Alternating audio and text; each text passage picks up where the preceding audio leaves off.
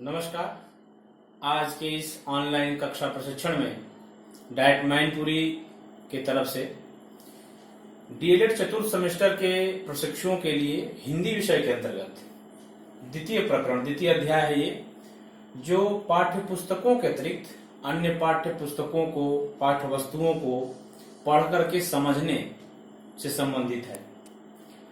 तो हम देखने जाने का प्रयास करेंगे कि इस अध्याय में वे कौन कौन से तत्व हैं जिनको जानना और पढ़ना और समझना जरूरी है।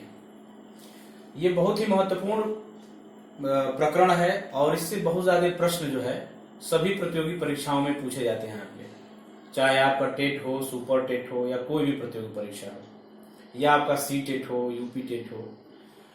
उसमें 15 नंबर के अनसीन पैसेज दिए जाते हैं प्रोज पोएट्री के, और उससे 15 नंबर के प्रश्न पूछे जाते हैं। इस नजरिए से बहुत महत्वपूर्ण है। तो चलिए हम लोग देखना शुरू करते हैं कि कैसे इसको जो है किन किन बिंदुओं को समाहित किया जाएगा, जिससे हमारा जो समझ है, कॉम्प्रिहेंशन क्षमता है, जो पावर कैपेबिलिटी है, वो मजबूत होगा। आप सभी जानते हैं कि जो शिक्षा है, एजुकेशन है, उसके देने के या ग्रहण करने के दो तरीके हैं, औपचारिक, अनौपचारिक, formal education and informal education. Formal, जहां पे एक निश्चित पाठ्यक्रम होगा, पाठ्य पुस्तकें होंगी, पाठ्य वस्तुएं होंगी, करिकुलम होगा, फ्रेमवर्क होगा, एक निश्चित स्थान होगा। ये सारी चीजें जो होती औपचारिकता होती है, सब कुछ एक व्यवस्थित क्रम में चलता है निर्धारित समय के अंतर्गत। दूसरा है रूप इसका अनौपचारिक, जिसमें पाठ्येतर जितने भी विषय वस्तुएं हैं, चाहे वो समाचार पत्र हो, पत्रिकाएं हो, सामान्य साहित्य है, सामान्य जीवन की विषय वस्तु हैं, सामान्य व्यवहारिकी है, मानविकी है, ये सारी जो विषय वस्तुएं हैं ये सब अनौपचारिक शिक्षा के क्षेत्र में आती हैं। अब इसका दोनों का एक मिला जुला तीसरा रूप आया है, जिसे हम दूरस्थ एजुकेशन कहते हैं, डिस्टेंस एजुकेशन कहते हैं। तो इन दोनों को मिलाकर के तीसरा एक रूप बना है, वह है दूरस्थ एजुकेशन या डिस्टेंस एजुकेशन, जिसके माध्यम से अभी हम लोग आपस में कक्षाएं ले रहे हैं और आप सभी लोग अध्ययन कर रहे हैं। तो अभी हम यहाँ बात करेंगे औपचारिक शिक्षा और अनौपचारिक में क्या क्या तत्व समाहित किए जाते हैं। पहला है समाचार पत्र। समाचार पत्र जो होता है ये प्रतिदिन छपता है, डेली जो है इसका प्रकाशन होता है। हिंदी के कुछ समाचार पत्रों को आप जानते हैं, हिंदुस्तान है, दैनिक जागरण है, अमर उजाला है, प्रभात खबर है, राजस्थान पत्रिका है, पंजाब केसरी, बहुत सारे समाचार पत्र जो है प्रतिदिन छपते रहते हैं। उनके कुछ अगर विषय बिंदुओं को हम देख लें तो उसमें राष्ट्रीय स्तर के समाचार, अंतर्राष्ट्रीय स्तर के समाचार, आर्थिक समाचार, खेलकूद से जुड़ी हुई समाचार, क्षेत्रीय समाचार भी होते हैं, समसामयिक मुद्दों से जो आजकल चलने वाले राष्ट्रीय स्तर पे, अंतर्राष्ट्रीय स्तर के जो मुद्दे हैं उन पे संपादकीय लेख, एडिटोरियल भी इस पे निकलता है, और शिक्षा, विज्ञान और रोजगार से संबंधित जो होते हैं विषयों पर काफी विस्तृत रूप से समाचार में छपता रहता है। ये लगभग 16 से लेकर के 32 पेज तक के प्रतिदिन छपते हैं। आप देखते हैं, पढ़ते हैं, उनका अध्ययन करते हैं, और बड़ी ही सावधानी से और गंभीरता से उसका अध्ययन किया जाना चाहिए। अगर आप समाचार पत्र को उठाएंगे तो पूरा दिन आपका उसी में लग जाएगा, लेकिन अगर आप एक विशेष रणनीति के तहत इन बिंदुवार विषयों से छांट करके टॉपिक उसमें से निकाल लेंगे तो आपके लिए उपयोगी होगा। और विशेष तौर से संपादकीय का पढ़ा जाना आपके ज्ञान की जो आयाम है, जो दायरा है, उसको और विस्तृत करने में सहयोग करेगा। तो ये हो गया समाचार पत्रों के जो होते हैं आयाम है, किन किन बिंदुओं को हमें देखना चाहिए। अन्यथा की स्थिति में समाचार पत्र अगर आप दिन भर पढ़ेंगे तो पूरा कम पड़ जाएगा। दूसरा है पत्र पत्रिकाओं में आएंगे अगर हम, जो मैगजीन्स हैं, ये क्या होती हैं कि प्रतिदिन न छप करके साप्ताहिक या पाक्षिक या मासिक या त्रैमासिक या अर्धवार्षिक होते हैं, या वार्षिक भी कुछ पत्रिकाएं छपती हैं।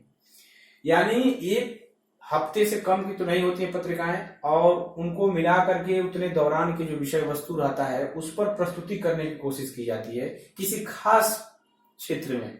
जैसे कुछ पत्रिकाएं अंतर्राष्ट्रीय स्तर की पत्रिकाएं होती है, कुछ राष्ट्रीय समाचारों को केंद्र बिंदु रख करके पत्रिकाएं छपती हैं, बनाई जाती हैं।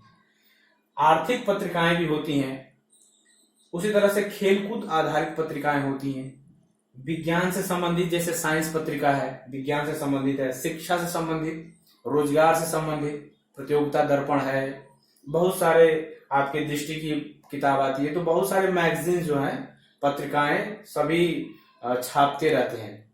उसमें बहुत सारे मुद्दे होते हैं, समसामयिक विषयों पे विशेषज्ञों के विचार होते हैं। उन्हें हमें अपने अध्ययन के ज्ञान के लिए पढ़ना चाहिए, जिससे हमारा जो सोचने का समझने का जो दायरा है वो विस्तृत हो पाए। तीसरा है सामान्य साहित्य, जनरल लिटरेचर।